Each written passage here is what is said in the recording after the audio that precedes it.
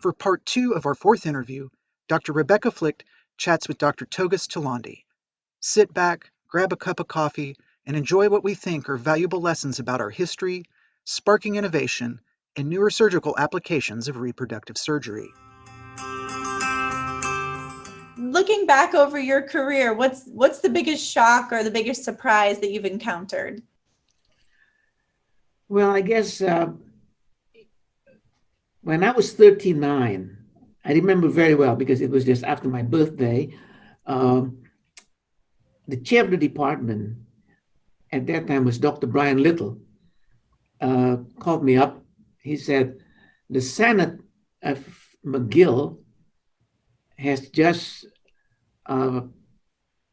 agreed to make you a full professor with tenure. And I said, oh, thank you very much, sir. And he said, look, did you hear me well? It was a full professor with tenure. So I said, look, oh, okay. He said, look, do you understand what tenure is? So at that time, I said, look, I think it's a nice nice title. He said, look, you cannot be kicked out from McGill. So that's good. And that was, I think it's a very nice surprise. Yeah. How long have you had that position? Well, I guess over 30 years. Yeah. Wow. As so much more of REI is privatized and moving out of the academic setting, what do you see as the role of the academic REI in the future? Well, we managed to maintain our ART academically. It's not quite in a hospital, but it's in the building outside the hospital, but it's academic. I think we still need it. This is how we train our future REI specialists. And also, I think we train them not just to become specialists, but I think we train them to be ethical. Integrity is there. And if they make a decision, it should be more medical decision rather than business decision. I think this is important. And also we teach them how to do research. And I'm very concerned about ethics in publishing. We wrote the 2 papers on ethics on publishing, one in RBM Online, and recently in the Canadian Journal. They have to follow ethics in publishing. They have to follow authorship. It's not just writing a paper. What a great answer. I think that we need an academic medicine also for REI. Yeah, I think that's certainly a challenge right now. As you kind of think to your last several decades there, I mean, how many countless learners and students and residents and fellows you've trained, what do you want your legacy to be? Like, what does a Tulandi fellow have as kind of their stamp of coming through with your training? Well, I guess legacy is personal, and I'm proud because a lot of our trainees, they are now in good position, either in private sectors or in academically. We train a lot of trainees from Middle East, and also some in Israel, and some of them in the States, of course. A lot of them one became the chair of the department, another one became the chief of the division. So I'm proud if they do well. If they can do better than me, it's even better. It's hard to do. It's hard to do. Can you think back on any time in your career where you've really stumbled or encountered a failure that shaped things for you? I'm not sure whether I will call it failure, but on several occasions, I was lured to go to the States because my family are in the States. The last one is in Tampa, asked me to look at the job. It was before it was Chicago, San Francisco. For some reason, because my wife has her work here, the kids didn't want to move. Friends are all here, so I'd never gone back to the States. So I'm sitting in Canada, freezing my butt. I don't know that I could say Cleveland is much better, although we're having some nice weather today. Thinking about Canada versus the US, how are things in reproductive medicine different there? I think it's the reproductive medicine, a lot of private sectors now. So the difference might not much. Patients are paying a bit more. Academically, that's why I didn't move to the States too. In academia, the payment for the person in academia is almost the same, the state or in Canada. So money is not the most important. I think if you're happy, that's what you want. How do you stay on top of everything? I guess that's one of my challenges as a new division director. You have clinical responsibilities, you have administrative responsibilities, research, training. How do you stay on top of it all and stay current with all of the evolution in our field? How do you do it? Well, I'm lucky because I'm also the editor-in-chief of a journal. So all the papers that come to the journal, whether you want it or not, I have to read it. Right. I have to read the papers. And also I'm an associate editor for a couple of journals, and that's what I have to read the paper carefully as well. And I'm reviewers for other journals, and we read papers, and we have journal club. We have journal club every week with REI. We have grand rounds, and I have to be there because I'm the chair. So this is you have to. That's also good in academia. You're not as rusty as people outside very fast. Actually, you get rusty very fast. Yeah, absolutely.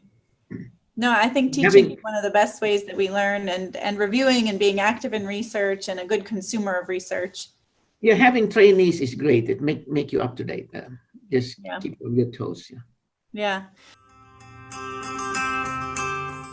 So Steve and I were talking about this. I mean, what would you say to somebody who says, reproductive surgery is dead?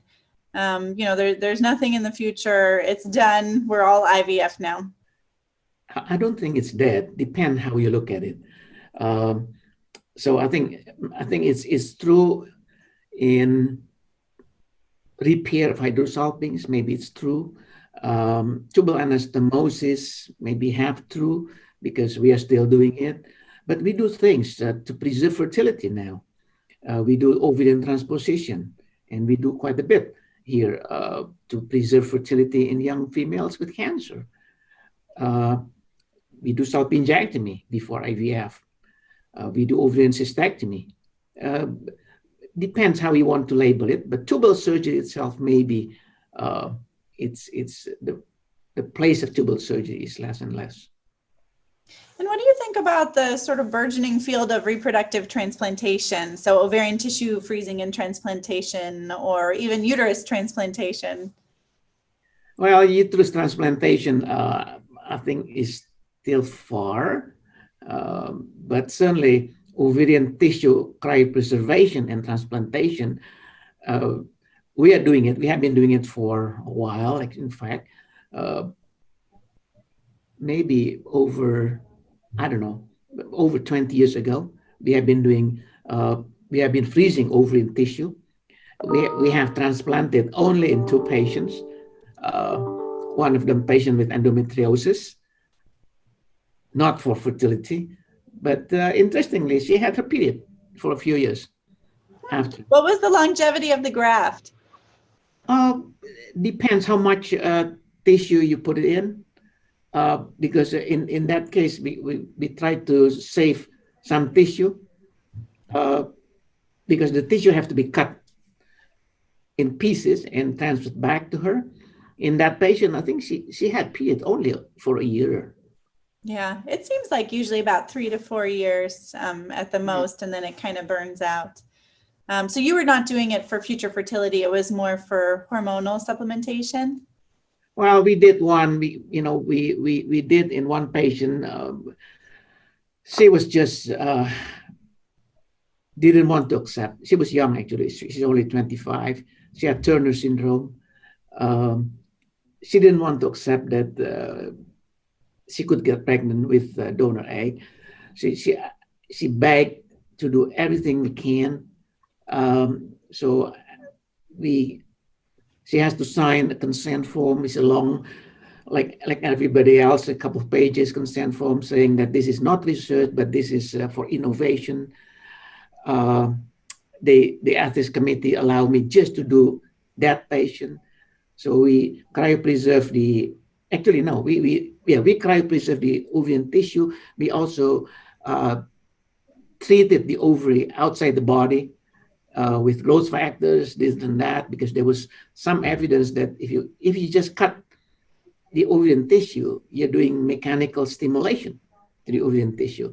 So we did that and cut it in pieces and put it in a medium with growth factors and all sorts of things. Wait for an hour, transfer it back to the patient. Unfortunately, it didn't work out. Yeah. Oh, it's interesting. I mean, I think we have to try on the road to progress. But there were some people I think the Korean has done that in women with premature ovarian failure. Yeah. I mean, what else do you think is on the cutting edge in our field? What's the next wave going to be? What should we be looking to? Unfortunately, I don't know if unfortunately or fortunately, I think it's everything IVF now. Yeah. And hopefully they can help women with low ovarian reserve. I'm more interested in young females with cancer. It's if we can help them, I think that will be just great. Yeah. I think that's one of the most rewarding parts about what we do. But I do think the final frontier is figuring out how to fix low reserve and egg quality. Yes.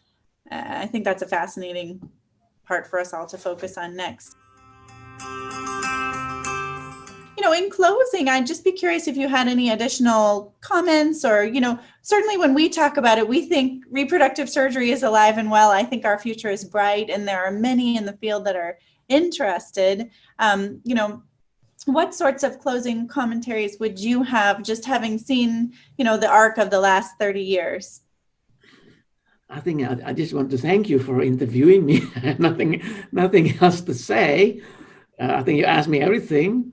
Well, we want to thank you for your contributions. I mean, I hope that you know that your legacy and the legacy of your legacy goes on. And honestly, it's my pleasure to be interviewing you. And I'm humbled to be able to be here with you and ask these questions. I just want to tell the learners, because they keep asking me, what shall we do? I think they have to do whatever they enjoy doing it, either in academia or private. If they enjoy what they are doing, I think they will do a good job. If they are miserable, they won't do a good job. So I think that's the only thing I can tell. Oh, thank you so much for your time. I so enjoyed this. I hope you did too. And Steve, I don't know if you were listening or not, but we loved having you here. Steve, do you have any questions for Dr. Tulandi? No, Togas, thank you so much for participating in this. It was really an innovative idea for us to take the thought leaders, our heroes in the field. When we look at what we do, we think to ourselves, how did we ever get here? We wanted to, share with the world, inspirational, leaders and people like you. So thank you very much. Thank you very much, Steve. Thank you very much, Rebecca.